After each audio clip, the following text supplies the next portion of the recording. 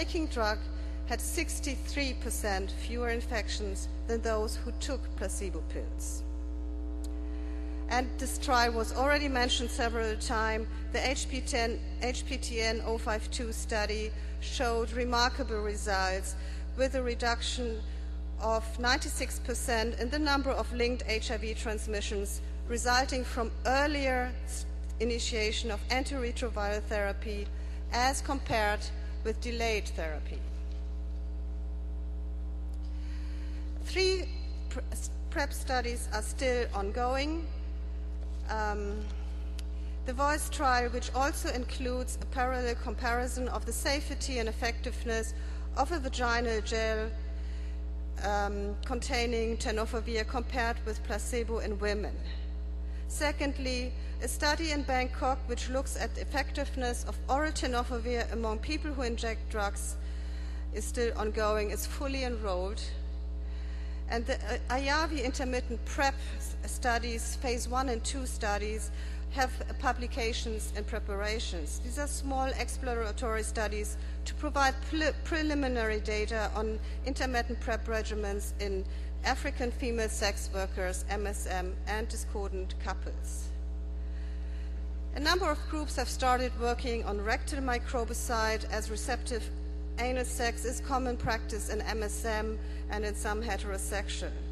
We have proof of concept that rectal microbicides work in animal models, and a number of phase 1 studies are ongoing to look at safety, acceptability, PK and PD in different formulations.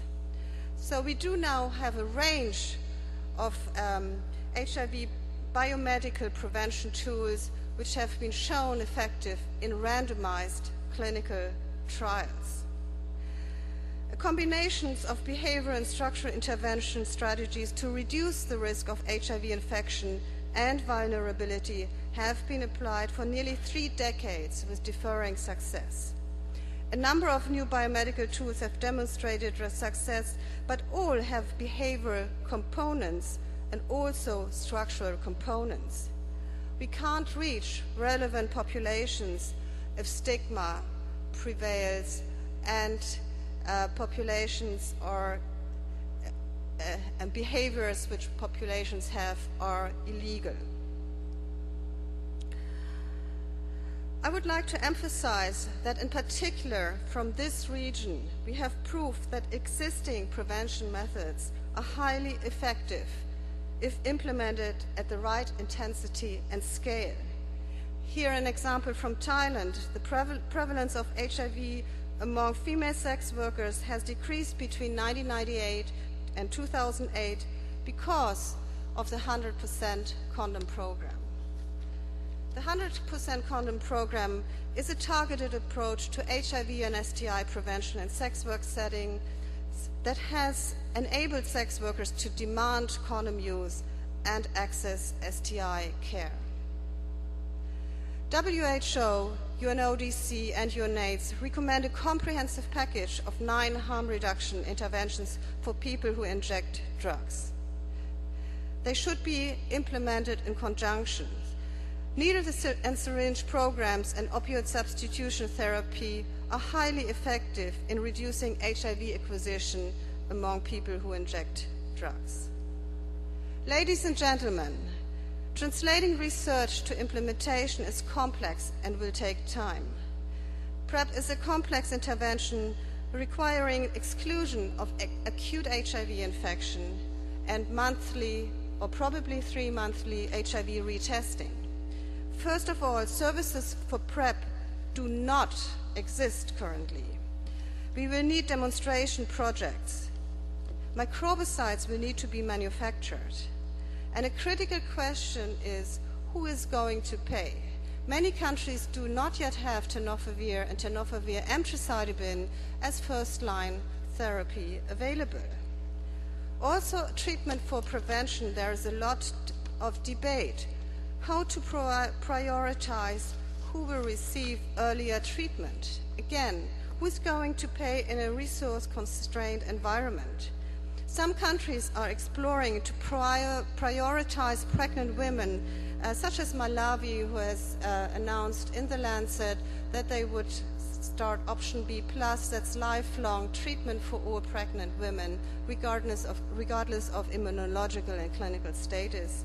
And some countries are exploring to prioritize serodiscordant couples, such as China. The new prevention technologies are highly depending on the knowledge of HIV status. We have to do major investments to increase HIV testing and counseling coverage and quality. There is a clear interaction of biomedical and behavioral interventions, and they have to be provided with existing prevention technologies, such as condom programs and harm reduction. What is WHO doing at global level? We are developing guidance for couples HIV testing and counseling and ART for treatment and prevention in serodiscordant couples. We are working on a rapid advice for daily oral pre-exposure prophylaxis for MSM and serodiscordant couples for use in demonstration projects. We need to have a better understanding how those services, if implemented, could be delivered. We are holding a series of consultations with the support of NIH to explore the strategic use of antiretrovirals for prevention and treatment, and are reviewing implications of use of antiretrovirals for prevention for programs in research. In conclusion, we have exciting success in HIV prevention sciences, but also with existing current prevention technologies. So the question is how to integrate new interventions in combination prevention approaches for specific populations and settings.